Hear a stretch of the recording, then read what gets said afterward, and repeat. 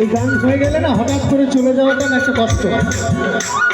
তাই আমি প্রত্যেককেই বলি এই গানটাই সবার একটু আনন্দ করা দরকার এবং সবাই উঠে দাঁড়াবে।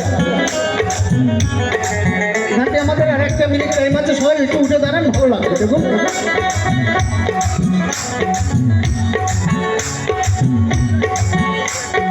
ওই রূপ যখন